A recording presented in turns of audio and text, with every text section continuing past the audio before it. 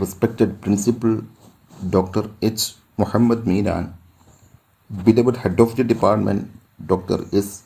Varghese Jayaraj, distinguished Chief Guest of the day Dr. S. Chandani B., Associate Professor, Department of History, Aligarh Muslim University, fellow teachers, and other participants of our national webinar, Tourism in Medieval South India. A warm good morning to all. Today we have with various academicians, administrators, research scholars and students from all over Tamil Nadu and various states across the country as participants. Haji Karutarautar Haudia College is an autonomous college affiliated to the Madurai Kamaraj University, Madurai, situated at Uttamapalayam in Theni district. HKRH College is a pioneering higher educational institution in Theni district. The college was founded by a great philanthropist and freedom fighter, Muhammad Miran, popularly known as Haji Karutarautar, in the year 1956. Today, the college has offering 17 undergraduate programs, 11 postgraduate programs, apart from MPhil and PhD research programs.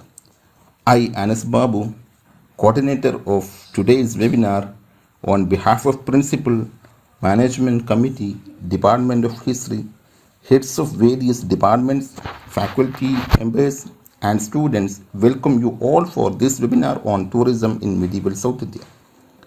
Today we have the pleasure of listening an eminent scholar, Dr. S. Chandani B. It is my pleasure and privilege to introduce Chandani ma'am, who was my teacher and great source of inspiration for my research work in Aligarh Muslim University. Dr. Chandani B. is currently working as an associate professor, Center of Advanced Study, Department of History, Aligarh Muslim University, Aligarh, which has been a cradle of medieval Indian studies. Before joining Aligarh Muslim University, she did her MPhil and PhD degree from Madras University, Chennai, and served as a lecturer in Central Law College, Salem, principal of Queen's School, Chennai, lecturer of Etiraj College for Women, Chennai, guest lecturer at Madras University, Chennai.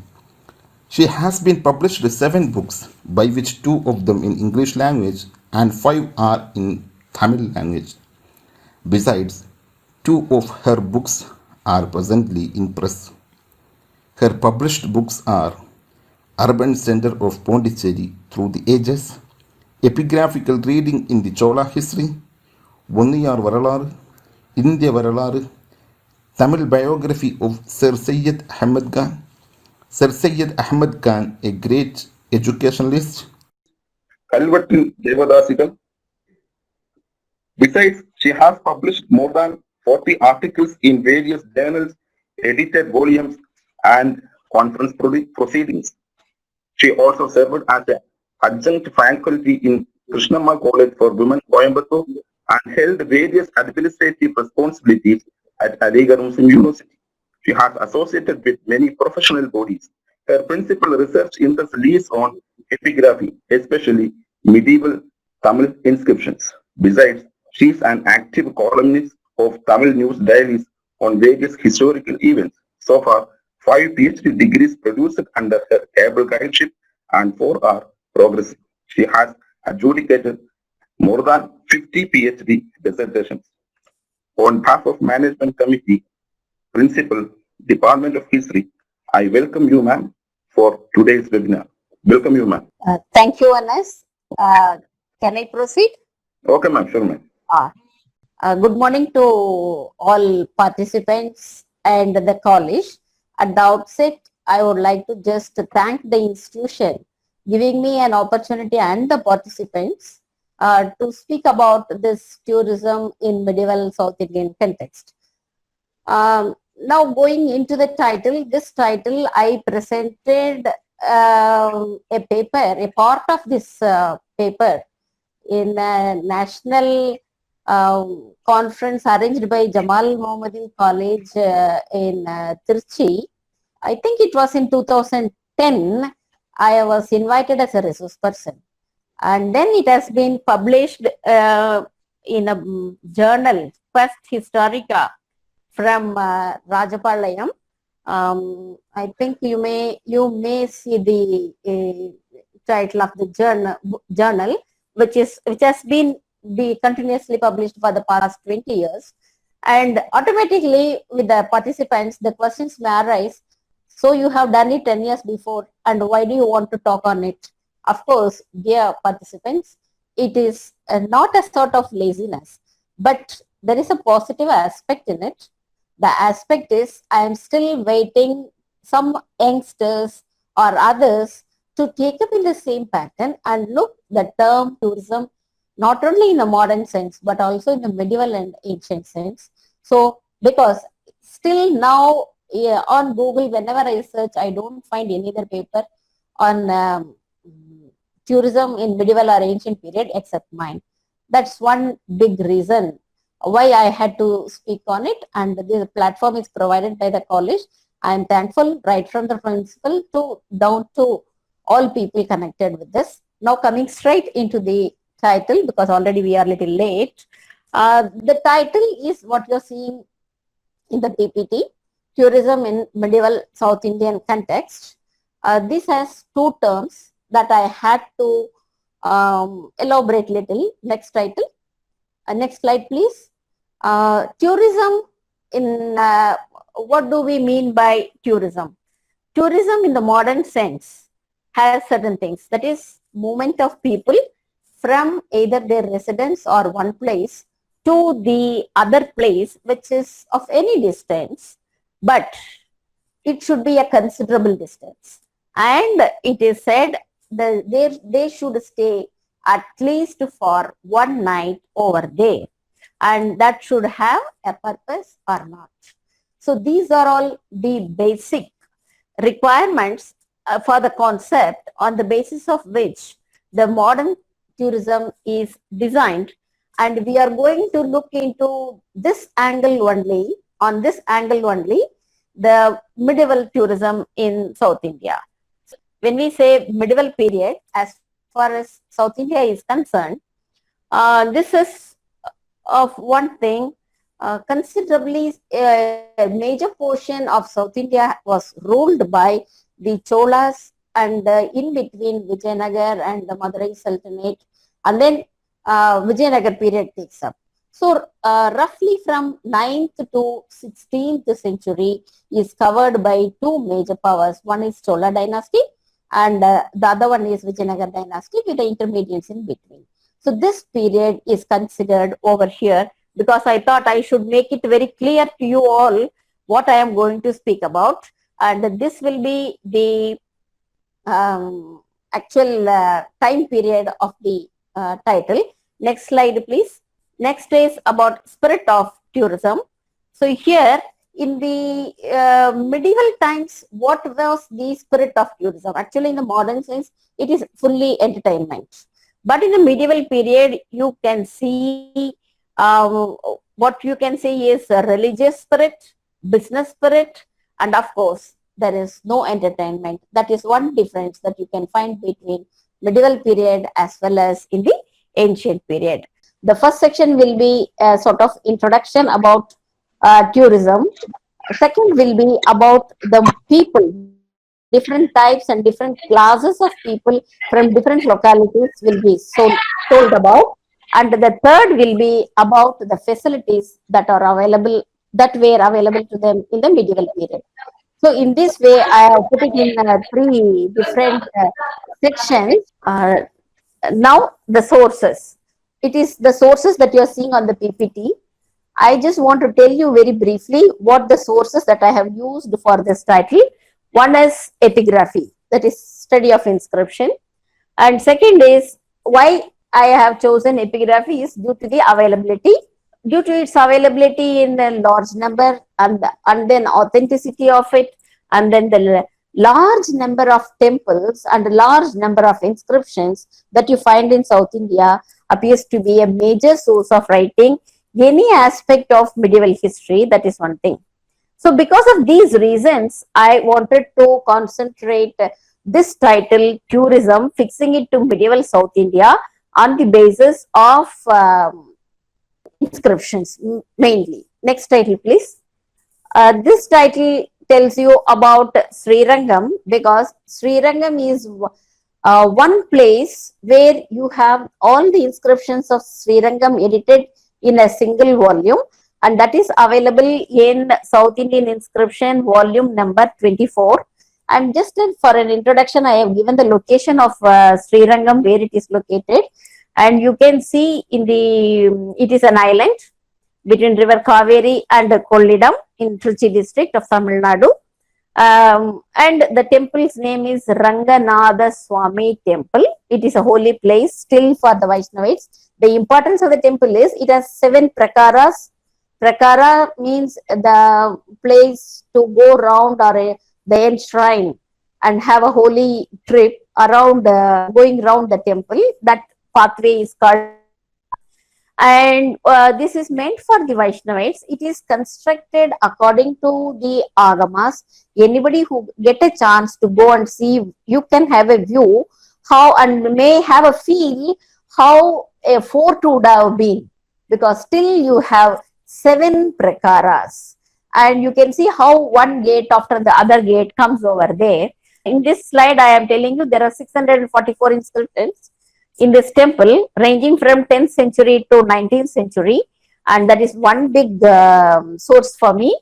And these inscriptions are in different languages: Tamil, Sanskrit, Kannada, Telugu, Marathi, English, and Oriya. Just for the identification of location of Srirangam, I hope you may be able to see where Srirangam is. You may see over Srirangam here between the rivers. That place is shown over there. Next is, see, this is the aerial view of Srirangam. You can see continuously the towers. So all goes one after the other. It is more like a fort in 7 prakaras, and you can see the towers. And next to a slide, please.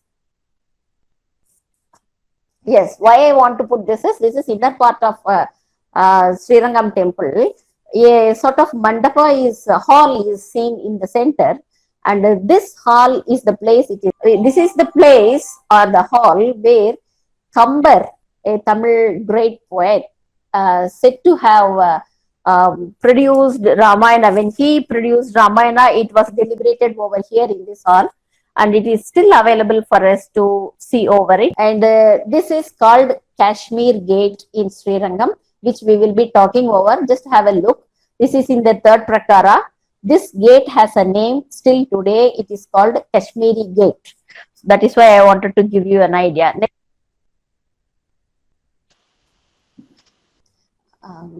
This is called Kashmiri Gate in the 3rd prakara of Srirangam temple. Still it goes with that name. There are many inscriptions mentioning about the presence of Kashmiri people in this temple, and they have served in this temple. They have stayed over here. We find that they have lived over here, and there has been many sort of donations from them, and they played a major role in this management of the temple and in functioning of the temple, and that is why I am showing it here. We will not repeat it. So this is in the 3rd prakara of Srirangam, called as Kashmiri Gate even today. Next slide, please. So now for a student of history, the first part or Indian history or anybody, they can have a very fair idea about ancient time. I need not go into it. How people moved. Even the human beings started moving right from their food gathering times onwards. They did not stay in one place. Settlement of life came little later. First, they were moving from one place to another. And when talking in terms of history, we have heard about Alexander, who had come even to India, who is called as great just because he wanted to bring the whole world under one continent. And we have heard about Chandragupta and then Samudragupta, all coming up to Samudragupta coming up to Kanchipuram and for the cause of conquest. We have heard Pallavas going to making a navy and going up to Sri Lanka. And then we have heard about the Cholas, who Rajendra Chola particularly touching Bengal and then going to Southeast Asian islands, Java. Sumatra and all these places. So we have seen already, we have a knowledge of Indian, if you have a knowledge of Indian history, you will remember the Chinese travelers and available sources in Greek language, in Chinese language, especially Hunsang, Fahan, Itzing. So all these things denote to us, you consider these things to be a source to tell you that people have been in movement, in touch, and the globalization is not that only today we have, it was also there, but we have not explored. So for that reason, this will be the first part. And the second part is about people from different places who had been to or who were there in Tamil Nadu, especially, or in South India, I will be focusing. So the PPT that you're seeing is about the Kashmir inscriptions that are there. We get nearly 9 inscriptions about the Kashmiris in Tamil Nadu, in Tamil language, and they are from different places like Srirangam, Tiruvattriyur, and in Kashmir, I have been talking about. So in the Srirangam, as I told you and showed you, the clipping already has been there. In the third prakara, you find in the eastern wall one name, Arya, from Arya Vasudeva Bhattan, alias Rajaraja Brahmarayan, and his nativity is given from Anishthanam in Kashmir Desam. I have, on the brackets, I have given the source of the inscription. What you see, number 14 is number of the inscription, and 1936-37 is the year. We have annual reports of epigraphy every year coming out.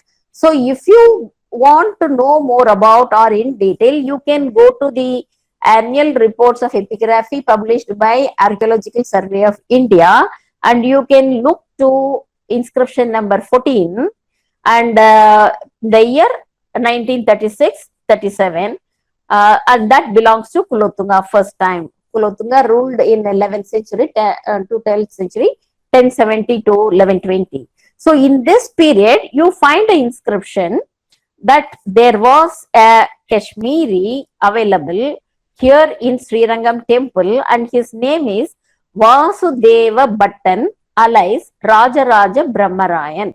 So here what is interesting is that his name, Bhattan, Vasudeva Bhattan, alias Rajaraja Brahmarayan. That Brahma stands for his caste, telling that he is a Brahman, and Rayan is something, a very high post, again a very high post equal to that of a feudatory level officer, chieftain, bureaucrat. And then Rajaraja is the name of the king. And so a person having the title Rajaraja Brahmarayan is a very big person, very big bureaucrat in the administration of the Cholas during the time of Kulothunga, which means he has settled over here and he is so powerful in the politics of Chola dynasty itself. So this is one example to tell you, actually here he has received a sort of land donation. And next is, you find a temple from Tiruvattriyur, Adipura Ishvara temple, and there are 2 inscriptions that refer to the Kashmiris, and the inscription numbers are, I have given it over there. It is 132 and 155 of 1912. So next slide, please. This is a continuation of the same presence of Kashmiri people in the South India. And next is about a lady whose name is Nagala Avvai or Arya Ammai. Nagala may be her name. Avvai, it is a reputed word for denoting respectful, learned woman in from Sangam age onwards. And Ammai is also like that. Arya Ammai means a North Indian lady. That much we can have. She is wife of Prabhakara Bhattan, and he has they have hailed from, their nativity is Meghalapuram of Kashmir Desam. So it is very clear. And the next inscription Both the inscriptions tell about her donation to the temple. And then come to the next one, Aryan Padmanabhan, alias uh, Kattiman of Kashmirapuram. So it seems he is from the Kashmir town itself. Others were from Kashmir Desam and some part of it, and this man is directly from there, and he has donated to many Shiva temples in South India, you can see. So that shows he has been on pilgrimage and he has kept moving over here, whereas the others were settled over here, but he was on the move, you can see. He has donated to Kalastri, Ponneri, Tiruvattriyur, and then next slide, please. And the next person is Tiruvegamba Udayar of Kashmir. So here also, why I am putting the name is, the name shows they are not Brahmins. Whenever there is a Brahmin, Brahmara, that term will be attached with them. So here Brahmins are also present and non-Brahmins are also present. Tiruvegamba Udayar, it appears to be a very Tamil name. Perhaps they are settled here for quite a long time and they have changed their naming styles, of Kashmir, and he has donated to Maligaswamy temple of Thiruvidai Marudur in Tamil Nadu. In the bracket, I have given you the inscriptional references. So there are some more inscriptions from Telangana, from other, even in Pallava period you get, and even from other things, but I did not go very detailed. Just I want to tell you that there have been people moving from Kashmir down to South India, and map which I showed. Yes, see here in this map, you can, in this slide you can see the different places that they are. You can see them. See Kanchipuram. Let me also go. Kanchipuram you can see. Then Tiruvattriyur you can see. Tiruvegamba Udayar you can see. Tiruvattriyur you can see all the places. This map is actually locating the presence of Kashmiri inscriptions that speak about Kashmiri people. So all these different places, Kalastri, now it is in Andhra Pradesh. You can see all these places where there are still more inscriptions. It is not only 9 inscriptions. There are still more inscriptions, but I don't want to go very deep into it. Then that will be only about telling about the Kashmir people alone. So I don't want to go very deep into that, and that is why I just stopped over here. Let us go back to the next slide. Apart from that, what I want to tell you is, I can't give all examples in detail. So what I have put it in short is, there have been donors from different places like Bengal, Gujarat and other places.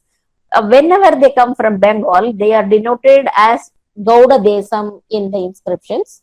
And whenever they have come from Gujarat, that area has been denoted as Latha in the inscription. So one should know what place denoted which place currently in Indian history.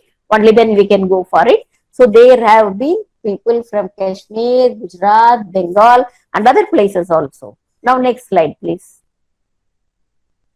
It is about, what I am telling you is, it is not only in big temples like Sri Rangam, but otherwise also with the lesser known towns also you find many people coming from outside, and you can see them. One example I am giving you for the shortcut of it.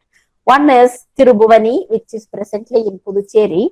This was a very famous Brahmadeyam in Rajaraja's or Chola's time.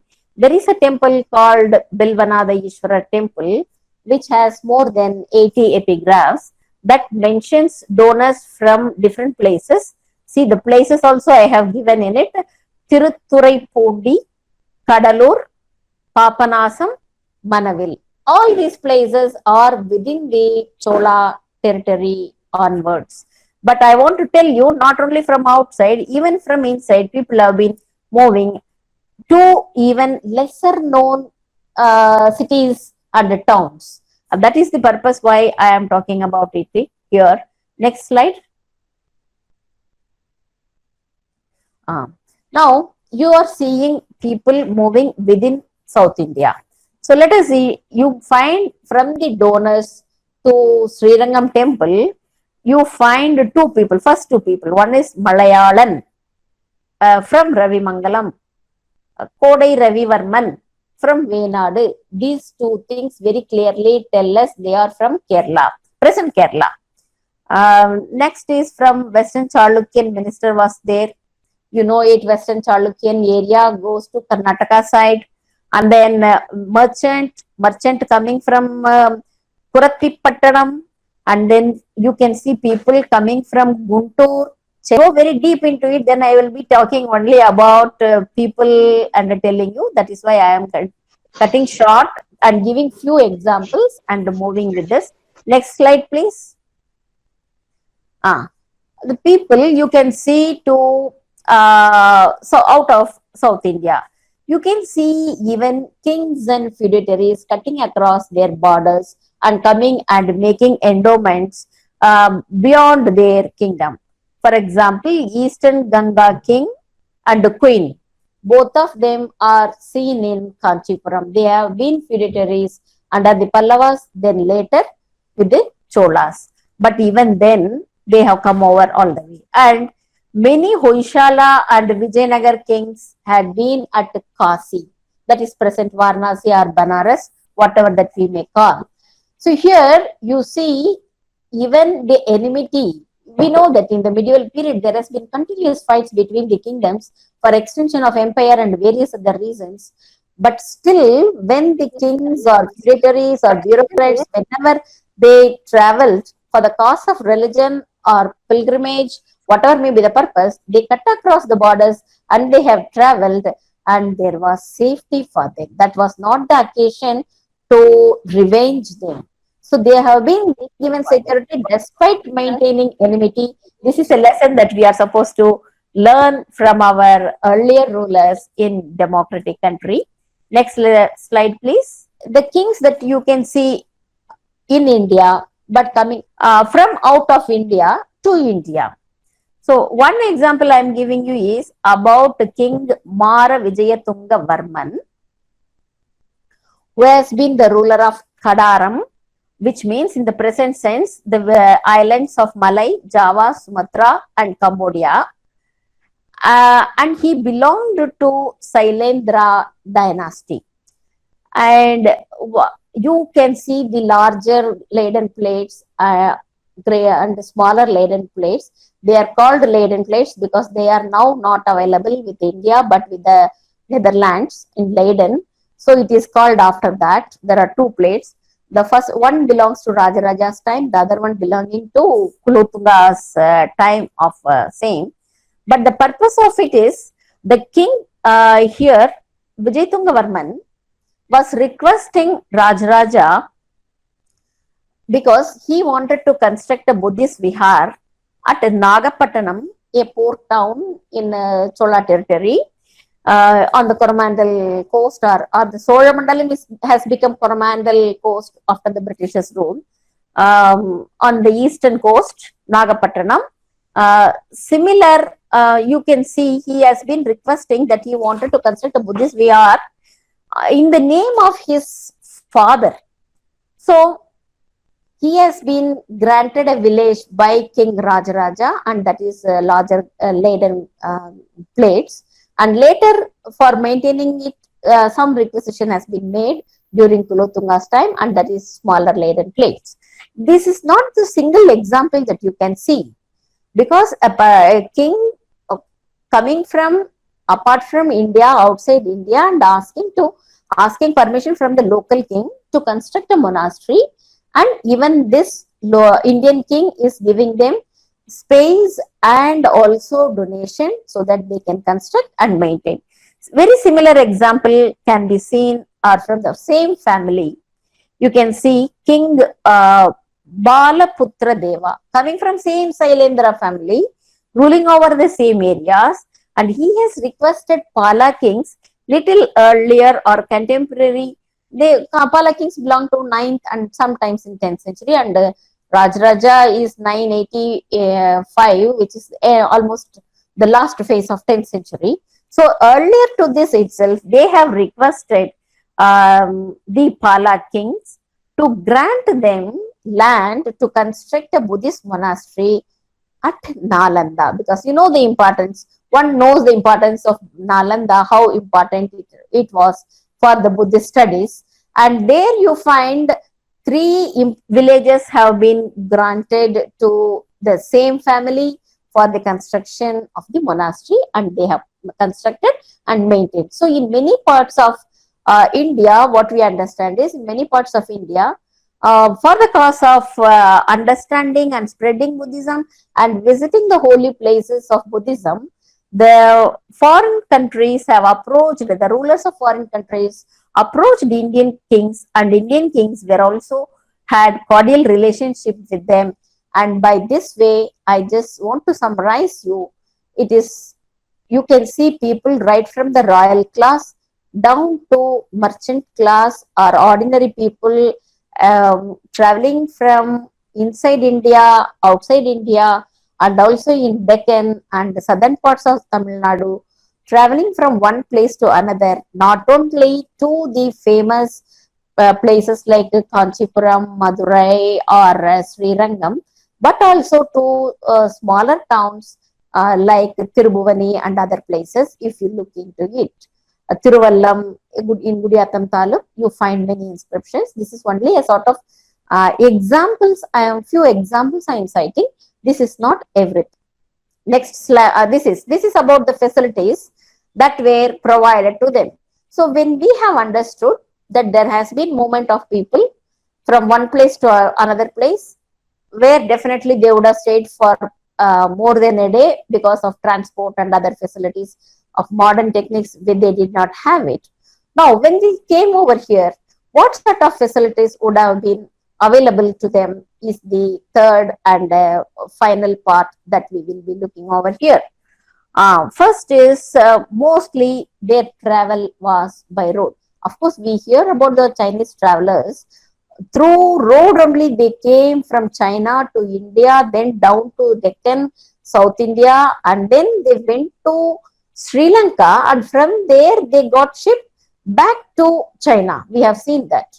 And Huin Sang and the others, Fahian's reports, you can see about the cyclones and how much they had to sacrifice. All collected materials they had to throw on the sea because of the cyclone and the flooding sea. They had to throw over it. We understand from their life history. So here the different types of facilities. The first one is mostly they traveled by road. And second one is there have been inns or hotels or staying places. You can see with even from Ashoka's inscription, we understand he has constructed resting places and shading trees on both the sides of the road, and the resting places on the at regular intervals. So it is not something very new. Yes, it is not something very new for us. You can see inns were available at regular intervals, and for that matter, you can see because one thing I have said is the third point is locating ancient and medieval roads is unexplored. Yes, this is for students, those who are really interested in doing research, youngsters. I just want to put up here ancient roads have not been, medieval roads have not been explored still, and that can be done. That's for the future researchers. But what I can say is, from the inscriptions, we see availability of roads, royal roads and temple roads always had a prefix called Thiru. Thiru is a Tamil term which is a prefix for showing respect. So the place names, the personal names are denoted with Thiru. Whenever Thiru comes, we can understand it is for respect. So here the royal roads and temple roads have been referred with the prefix Thiru, and the word for street in Tamil you get is Vidi. You get over here, And then you get specially about big streets. Big streets are called as Perum Thiru in Tamil language. Small streets and including the lanes are can be found from the inscriptions. I have done separately a paper on understanding the settlement of Brahmadeya with the Tirubhuvani as an example. Even the center location of every village had some importance, and how their settlement pattern developed the planning of the villages, that is different.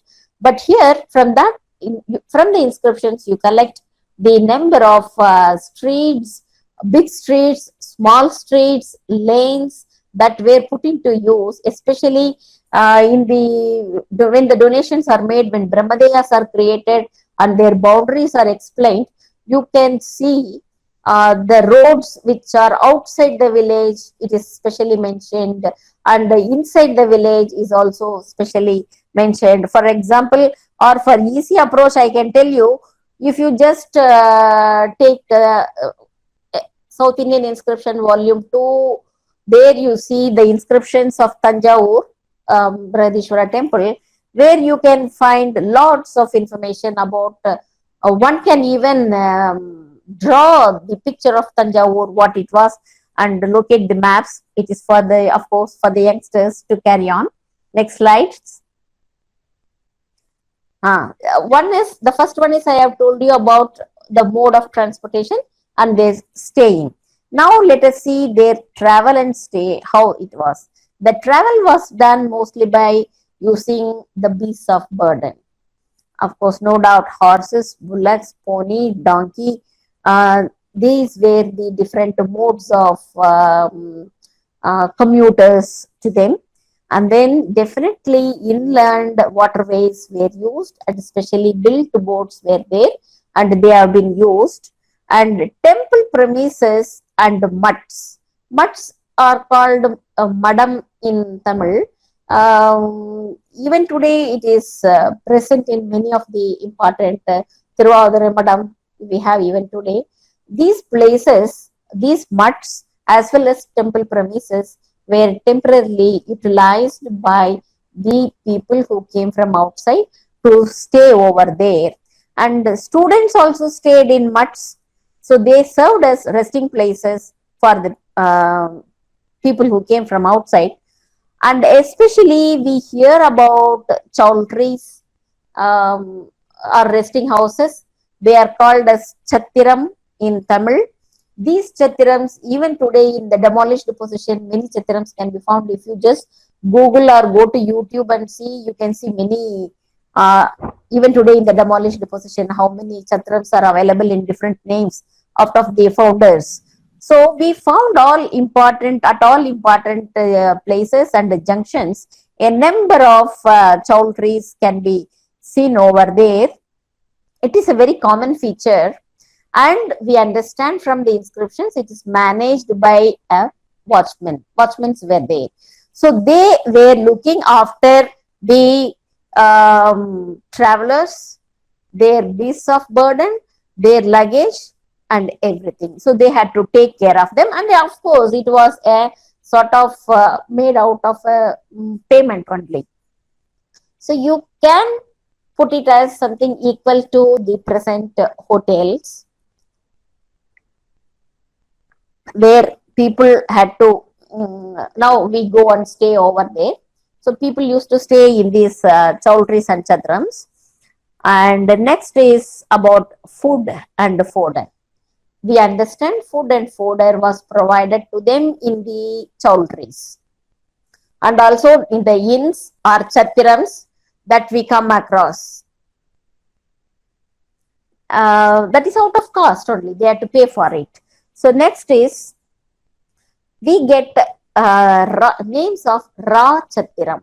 Ra Chattiram is night shelters or night inns.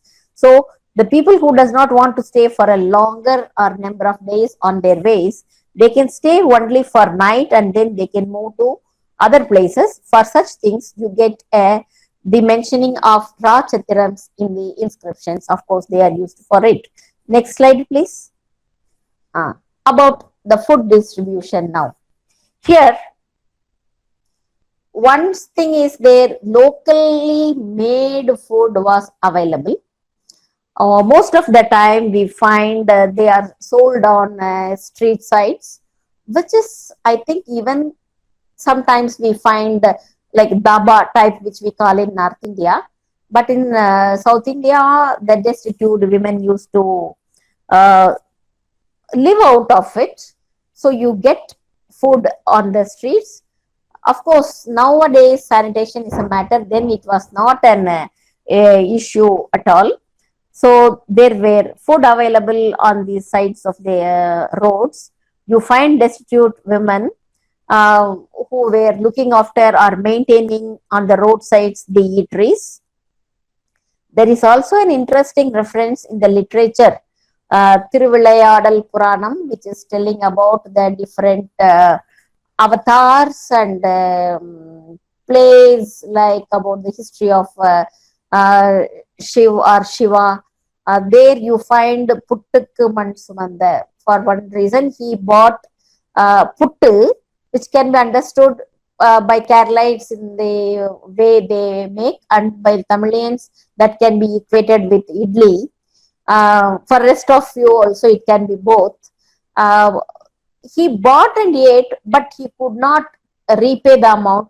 So, but the lady did not leave, and of course, even God Shiva, when he came in disguise, he had to do some manual labor for the cause of eating it, which is very practicable till even in the beginning of 20th century. In many of the movies you would have seen, when somebody, a comedian or a hero, running short of money in a hotel after eating, they used to grind the flour or they used to wash the vessels and pay their money, which is seen even in the 10th and 11th centuries also. It is very interesting that literary reference is there, of course, for us, telling about what we are interested is that the food was available, ready-made fresh food was available to them on the roadside. Then the mutts, madams, and chatirams. These are the three other places from where they received the travelers or the pilgrims, or who are sometimes referred as Paradesis. Different desi, from desam. People from different desams or different areas. They are called as Paradesis, but now it is used in a very different sense. We don't go for that.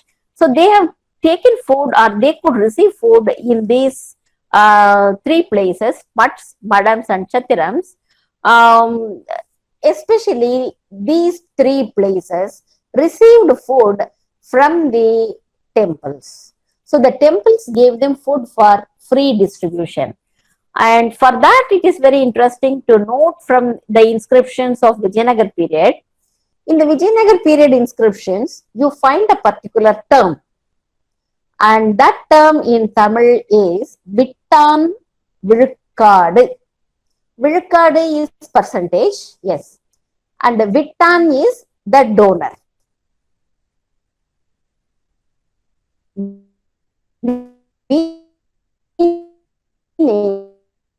The donor's share. So, temple, there was a particular amount that went as donor's share. So, this donor had the privilege of telling that his share of food should be given or distributed to whom. And the people for that, they differed. Many kinds of people, even the madams, mutts, and the chaudhries, chatrams, received such food. Sometimes they mention very elaborately which part or how many dishes should go where. So that was also in practice in the temples. And one may ask, what is this? Then how can the food be available throughout the year? And for that only I am telling you, there were festivities. And especially during the festive times, enormous food distribution was made.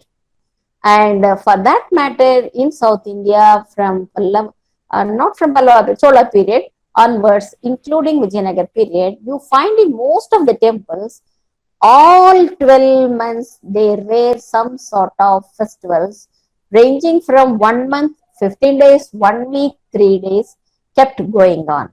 So for all 12 months, there have been festives. And you see, every new moon was celebrated, full moon was celebrated. Celebrated in the sense free food distribution, special pujas, these things were made. And then King's natal star was celebrated. The star not only once in a year.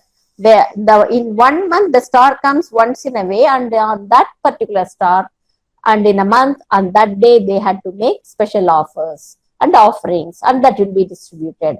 And then solar and lunar eclipses. Apart from this, the victory days, the victories in the war, special prayers. Next slide is only a continuation of it. There was also offerings for the good health of the king, and coronation days have been celebrated. King's annual coronation of anniversaries have been celebrated. Next, these are the occasions. Now you will be aware how big temples would have been busy and festive mood all throughout the year.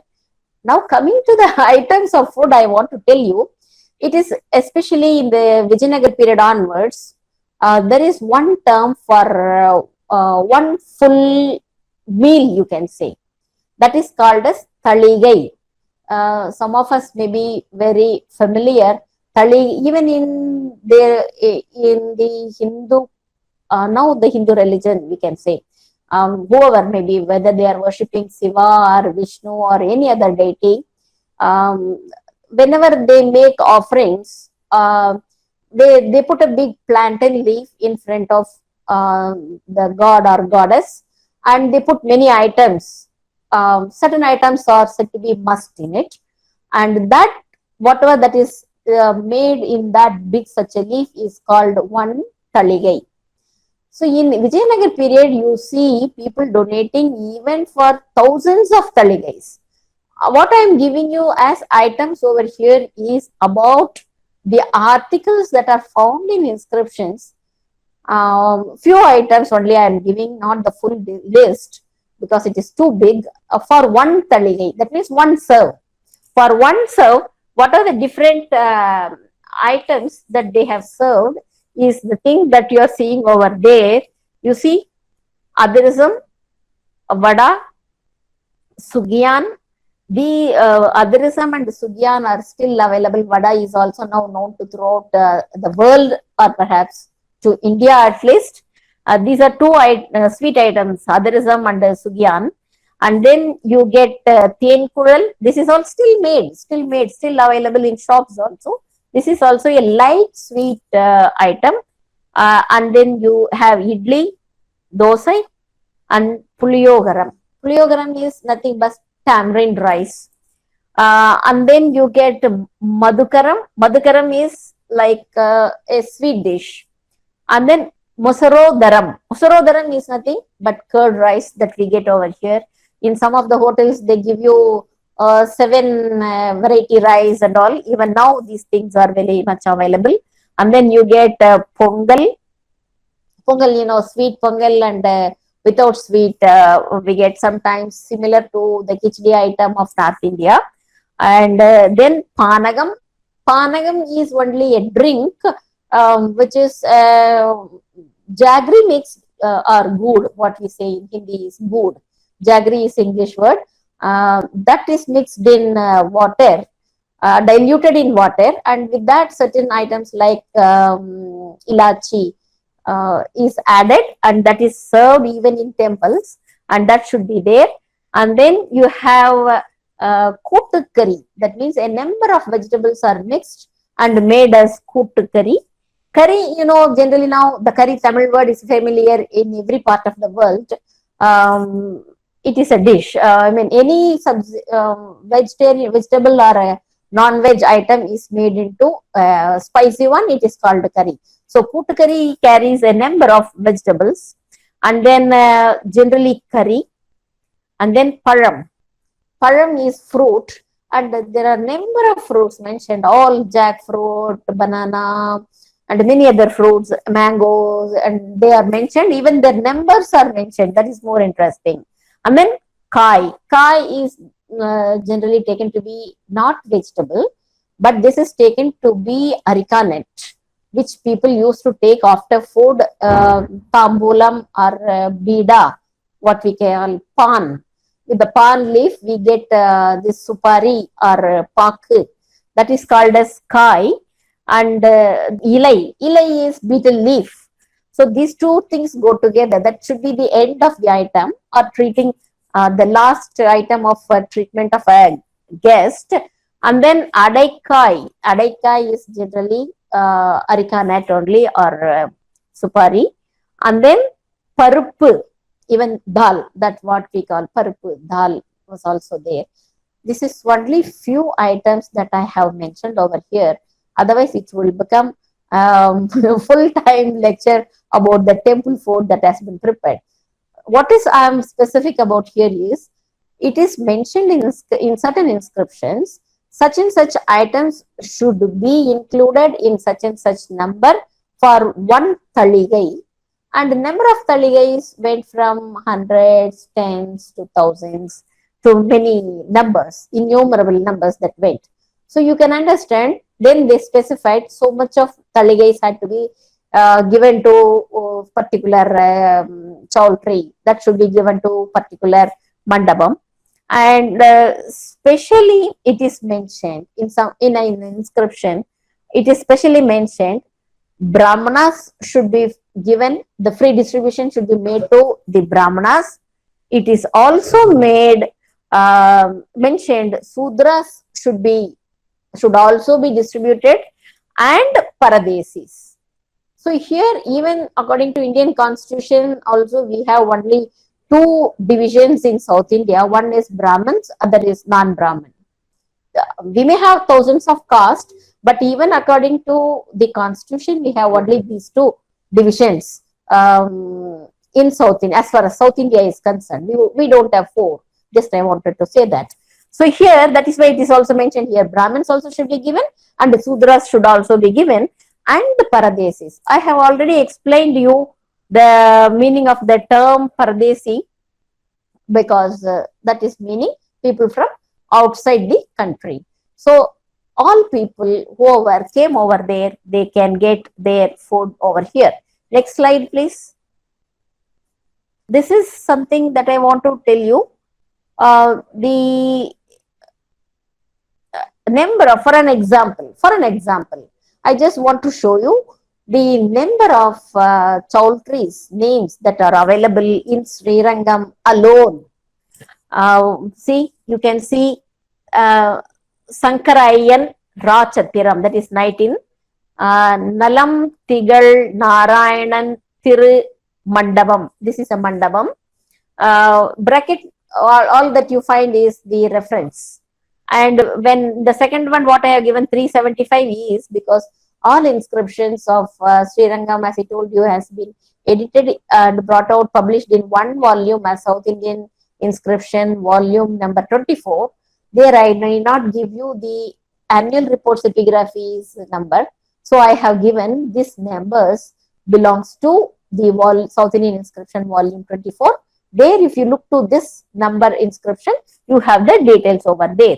Now, and then Ramanujam Kodam, in you have got it, and then you have Sadagobayar Madam, and then Pallavayar Madam. And when you ask me who took advantage or who stayed over here for all the time in these mutts and chautries, especially people from outside, that is known. Apart from that, you find disciples were there, students were there, and the food has been distributed to gardeners. This is specifically mentioned in many inscriptions. And then there were water pandals, that is called as Tanneer Pandal. The pandals that you can see even now in Delhi and also in Punjab and then many parts of the country, especially in summers and also on festival days, you can see water pandals will be there, and there will be free distribution of water, sometimes chilled water, sometimes rose milk, sometimes buttermilk. All these things we are well aware of it. So what I am trying to tell you is every temple almost had water pandals in different entrances. The temples did not have single entrance. Of course, east, west, north, south most had water pandals in different entrances. The temples did not have single entrance. Of course, east, west, north, south, four directions were there. And these entrances had water pandals, and there were people specially meant for supplying water and distributing water. So, in the inscriptions, it is mentioned these people, those who are working in water pandals, should be distributed free food. Perhaps that would have facilitated them to stay for a longer time in the temple premise, and they can do their service. That may be one way how they were held or helped in their ways. And then it was also supplied to private houses. Apart from that, Sri Vaishnavas, Maheshwaras, these are all some way connected, I should say temple officials connected to the temple functions. And then generally the Saivas, then Tapaswins. Tapaswins are saints. We can call it simply saints. Because these places are visited by all these people. So it was very clearly stated in the inscriptions that all these people should be given free distribution of food, by which we may understand that almost everyone who visited the temple did have the facility of food or free distribution of water as well as food. Next slide, please. The facility is continued over here. I think I have spoken about the water facility, water booths that are maintained in almost all entrance. And apart from that, on their journey times, water was not a commodity, water was not so scarce then. It was not a scare, a rare object like what we nowadays buy in bottles or carry with us even to our work spot. So the public wells, tanks, ponds, rivers, all these places served as water resource for the people who were on their journey and also to the public.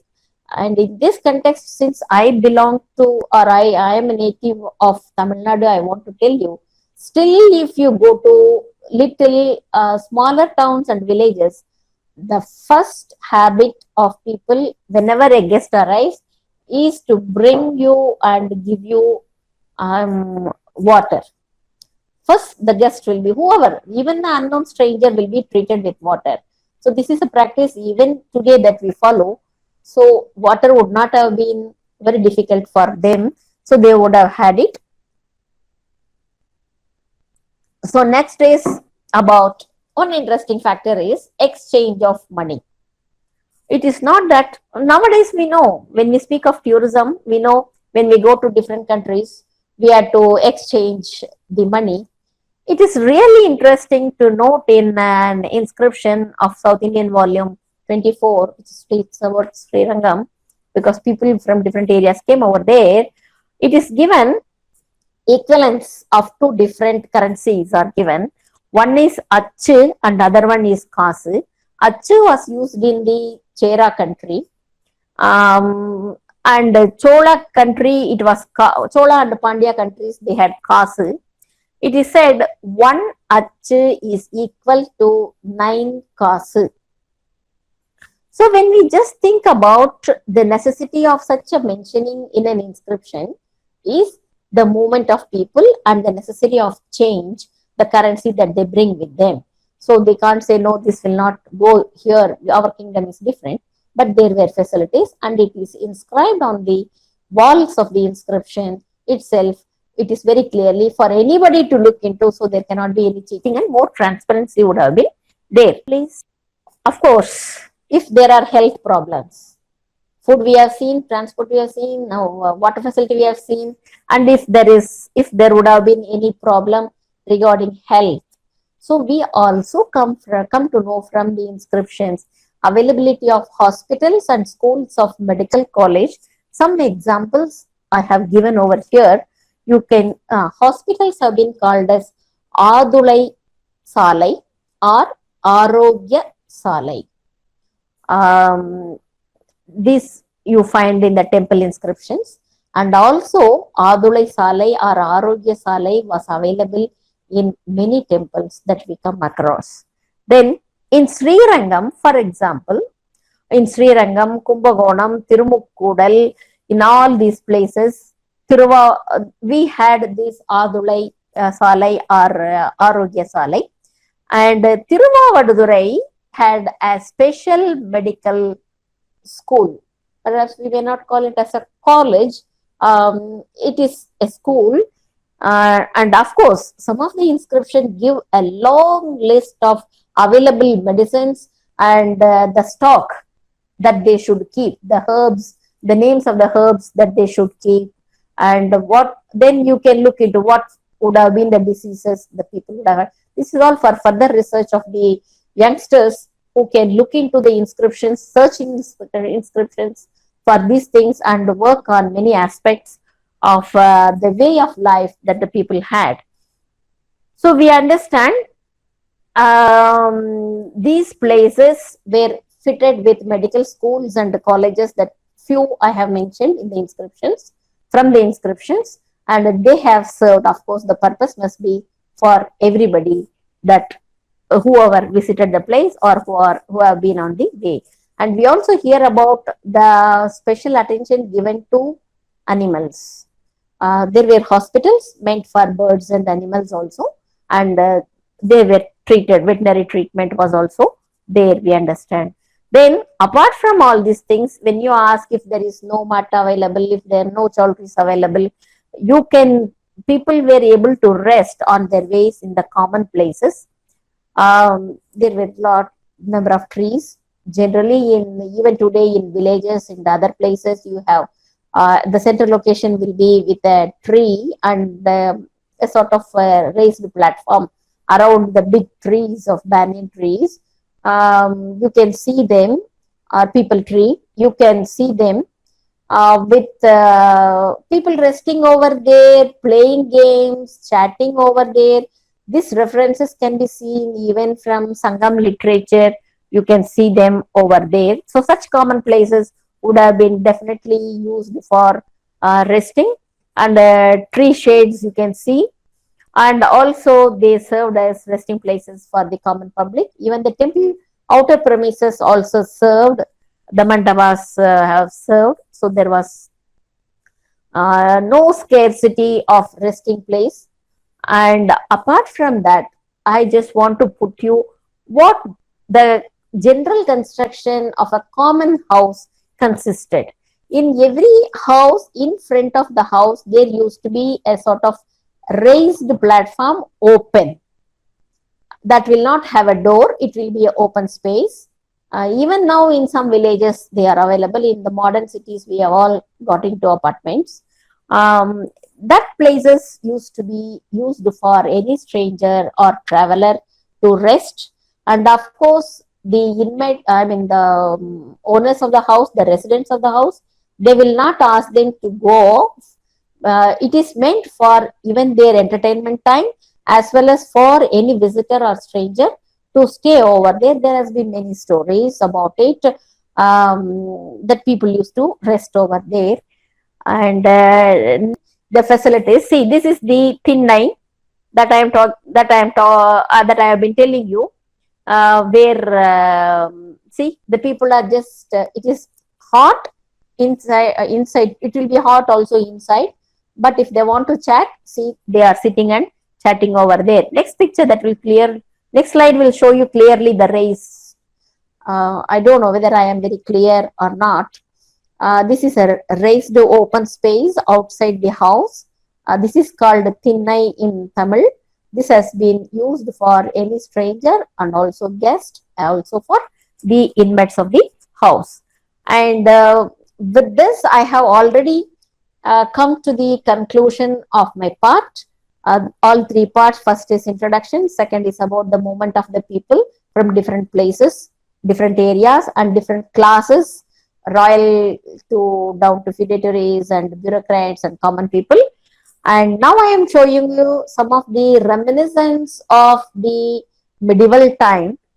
This is a present one that I took from street from Rasipuram, a town, of course, near Salem.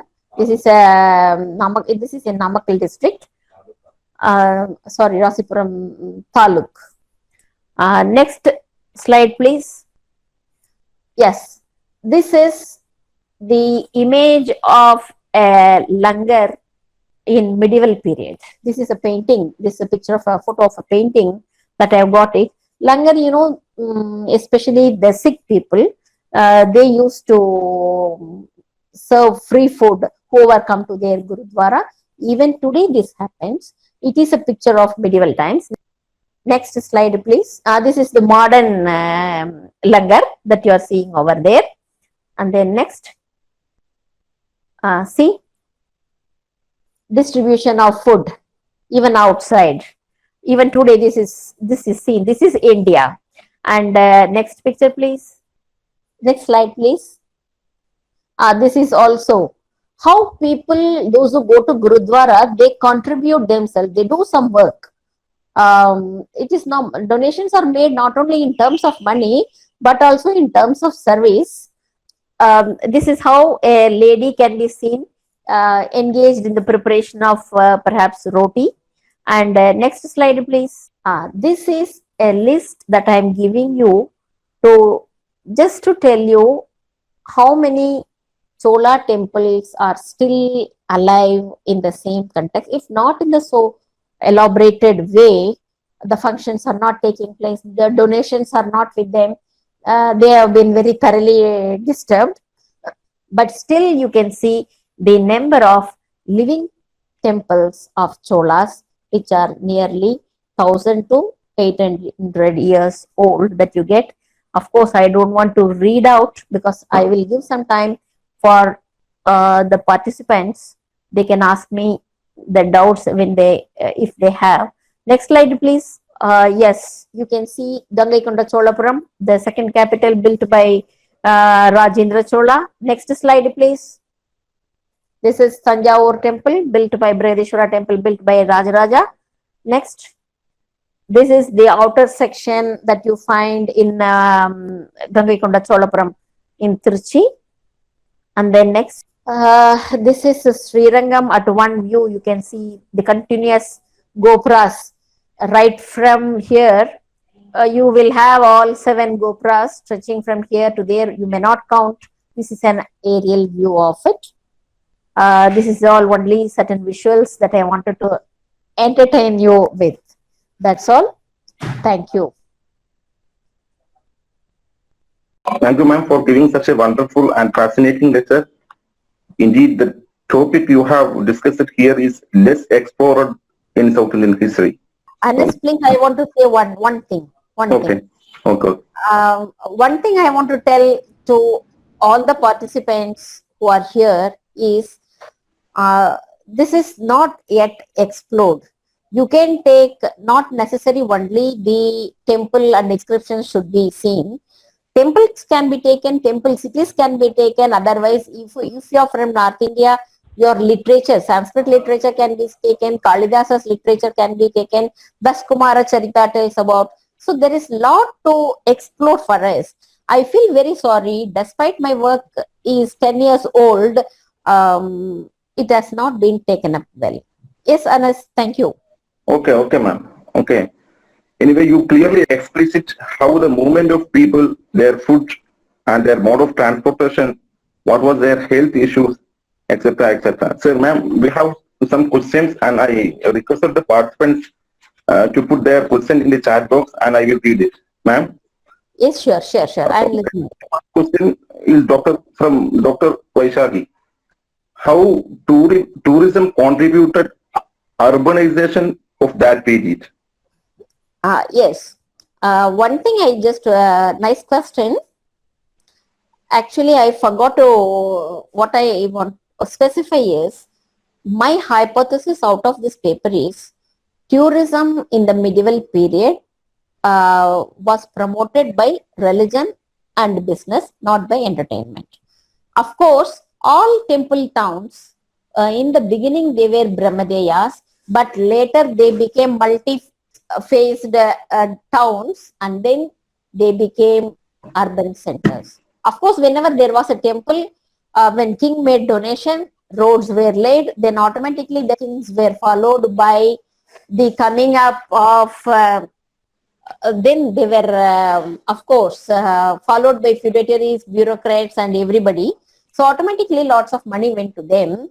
And when you see that the temple place was connected by different roads, and construction of inns and construction of houses, all these things, proper roads for communication and other facilities, inviting the festives that have been inviting them, really made or contributed to major extent to urbanization. This can be worked out in a different way. The tourism and urbanization can be looked in a different way by any youngster and taken up for any dissertation or thesis work. It's a nice question. It is definitely contributed a lot. Next. Hello, madam. Yes. I am from the Kerala University, Dr. Yes. Vaishak. I would like to ask you a question. Your presentation was so good, ma'am. It was so informative. Actually, I am also working in the tourism sector field. So I would like to ask question is that how far this tourism or the tourists, especially belonging to or pilgrimages belonging to the lower sections of the society, were actually welcomed into an orthodox setting or a Brahmanical setting of a temple like Sri Rangam. How was they received? Do we get any type of evidences regarding that in the inscriptions? Yes. I told you it is from the inscriptions only, Sri Rangam inscriptions only. It is said the food should be distributed to Brahmanas, Sudras, and Paradesis. But of course, they would not have been entertained inside the temple. I am very sure, and there is no evidence to tell that whether a Sudra was allowed to pay darshan to the temple, inside the temple. I don't have any evidence to tell you that. But what I can tell you is the food was freely distributed to them also. Of course, many of them had contributed or made donations. That is one part. But still, the casteism was there.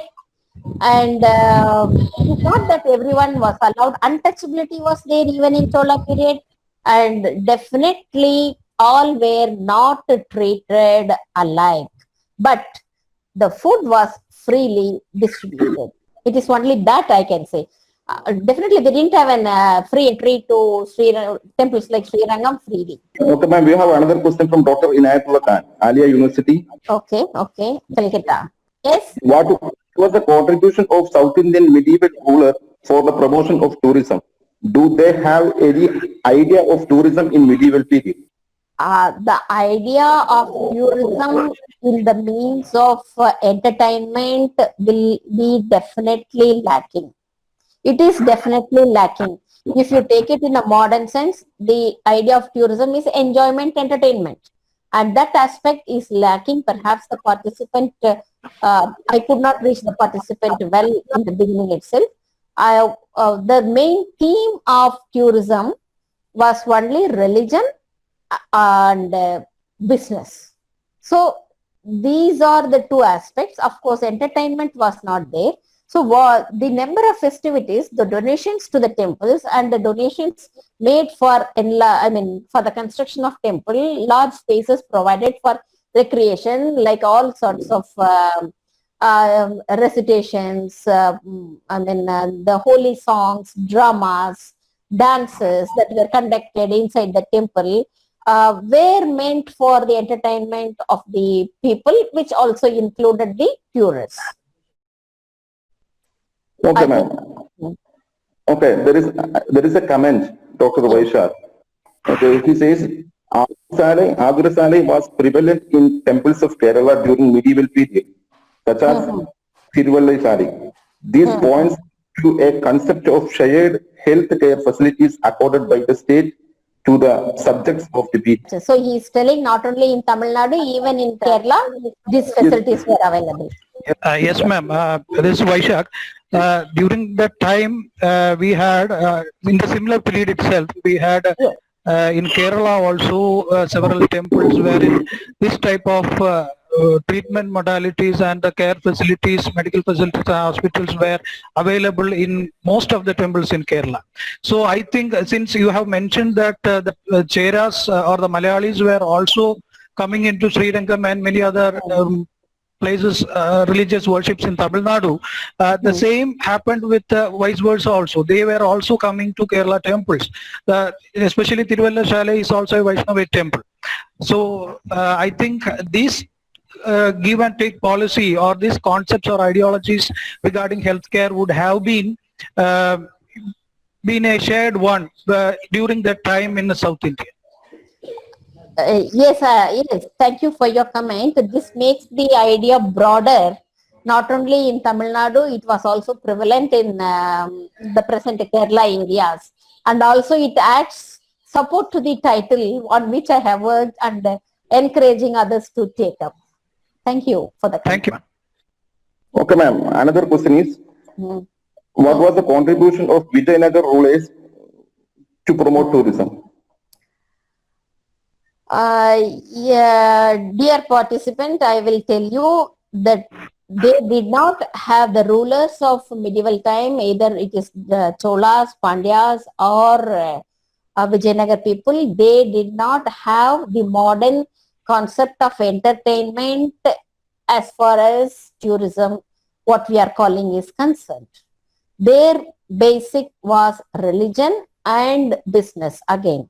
So the rulers made the major contribution of constructing temples and creating Brahmadeyas where Brahmins lived and looked after the functions of the temple.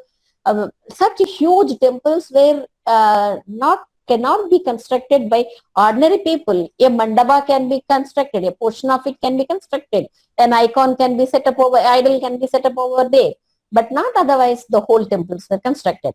The whole temple construction and then the maintenance of the temples were the main contribution from the rulers only.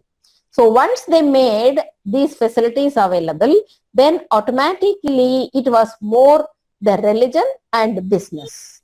That was over there. And tourism was promoted by these two factors.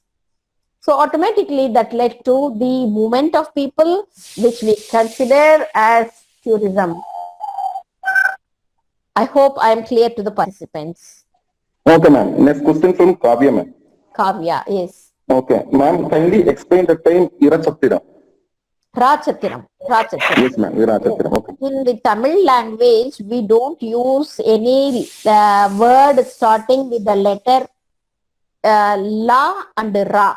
So in front of that, we use E. Ra is called as Ira. La is written as Ila.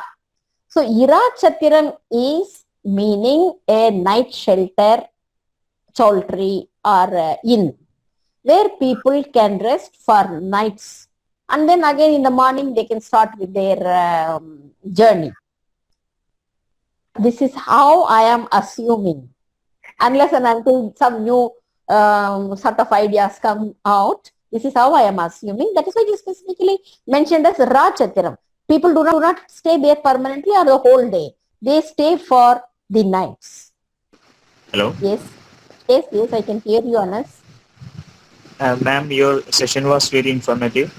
I have a Thank question. Yes, It is please. related to, we know that in the beginning of the medieval period, there was a Brahmanical migrational wave happened from north to south. My question is, what were the social conditions before and after this migrational wave? And how was the casteism more rigid, or how it affected the social conditions of the society? Yes, and as you're interested in a different angle, but that does not matter since I have worked on it, though it is not related to tourism. I can tell you about it. Definitely, it totally changed the social setup of South India. It was an attempt to make a sort of pan-Indian culture coming from North India to South India, And slowly, especially from the Pallavas, you can see they were the beginners, and Pandya started adopting it. And then in between, you can see the Kalabras. They showed opposition to it, and they won over Pandya's, Cheras, Cholas, and they established they were totally against Aryanization, but they were defeated together by the Pandyas and Pallavas. So when they started again, then the Pallavas and Pandyas, both of them being major powers, they promoted Sanskritization and Brahminical culture. That was, it is not Vedic, it is Brahminical culture. You can't call it Hindu because the term Hindu came only in the 18th century when the Britishers wanted to take a census. Till then we didn't have that term at all. So the Brahminical culture was widespread by their approach to the rulers, and I can say even in South India, especially in the Tamil land, you see always a fight between the Brahmins and non-Brahmins, especially the Vellala community, which was landowning community in the Chola times, and it was more when the Vellala used to be the title of Chola kings, meaning they were so closely related to the rulings, and most of the time they have been bureaucrats. So you can see there has been a continuous fight between who has to dominate powers, sharing of powers between the Brahmins and the Vellalas, of course one community I am mentioning over here. But after the take up of Kulothunga, who has a background of from Vengi, that is on the border of Chola territory from present Andhra Pradesh, there is much change. During the Cholas, till the time of Kulothunga, prior to Kulothunga, you find a sort of a balance was being tried by the Chola kings, especially Rajaraja, Rajendra, to build not only Vaishnava temples but also Siva temples, not only a Sanskrit language but also Tamil language, and the Devaram songs in Tamil. Devaram was codified, during the time of Rajaraja. He found out it was hidden in the Sidambaram temple. Then all the Pavlin's manuscripts were got, and then it was renewed, codified, and Devaram songs there began to be sung in the temples. So you see a sort of balance between Sanskritization and not losing Tamil, coming up with Tamil language and Tamil culture, perhaps you can say. But from Kulothunga's times onwards, you can very clearly see the Sanskritization was very dominant, and even for giving some judiciary judgments, from Kulothunga's time onwards, you can see that the king started referring to the Dharma Shastras, meaning North Indian Shastras or Manu Dharma. Some of them have been called as avatars of Manu himself, but that has a different meaning also. And of course, that was made as a sort of pan-Indian culture where, of course, we did not have as such Kshatriyas and Vaisyas, only a migrated people from Andhra, they are called as Vaishyas. But a number of developments took place, which I have explained in one of my articles in 2002 or 3 about the social changes that had happened. And give me your mail ID, I can send you about it, because if talking much about this will divert us from the original title. There was change. Sure, ma'am. Sure. Thank you. It was clear. Thank you. Okay, ma'am. There is another question from Khalid. Khalid. Okay, how the pilgrimage played important role in strengthening in the economy of that period? Yes, definitely. These aspects has to be looked by the youngsters. I have not exploded it, but to my whatever that I have in my knowledge, I can share with you, Khalid. Definitely the merchant people, when they moved from one place to another place, they also visited holy places. They rested over there. Some merchants have donated to the temple. Also, some merchants have merchant guilds have constructed chowdhuries. So it was promotion. For that matter, you can take even the example of Srirangam. In this Srirangam, there is a literature called Koyil Odugu. That literature speaks about the continuous management of Srirangam temple's history and management. From that, you can understand that Kashmiri merchant came over there to the Srirangam temple and he rested overnight with his all goods, mercantile goods, and he did not have time, and he left it over there and went off. But later that was taken care by the temple employees, and then that was given back to them, and that is why that particular gate in the third prakara has been called as Kashmiri Gate. This is being said by Koyil Odugu, the literary source of the temple. But we don't get inscriptional evidence for this. So the merchants played a major role. Pilgrimage and business both went together, and they were the backbone of tourism in the medieval times. I hope I am clear. Now I invite Dr. Shaq Abdullah, Department of History, Hadi Karutra, Howdia College, to propose the vote of thanks. Thank you, Anas.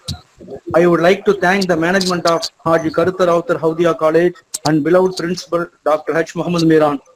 They have given a wonderful opportunity to conduct such a webinar, and I express my gratitude to today's chief guest, Dr. Sandini B., Associate Professor of History, Aligarh Muslim University. She has delivered a wonderful lecture about tourism in medieval South India. It was not only interesting, it was very useful and informative session. Thank you, ma'am. I want to extend my thanks to Dr. S. Varghese Jayaraj, Head of the Department of History, and Professor P. Anas Babu, Organizer of this committee, and other faculty members of the department for their valuable support. And I extend my sincere thanks to the coordinator, Professor Abu Bakr Siddiq, and assistant coordinator, Professor Ahmad Faiz of our college learning management system for rendering their technical support. Finally, I want to thank each and every one of the participants of your patient listening. Thank you. Thank you so much.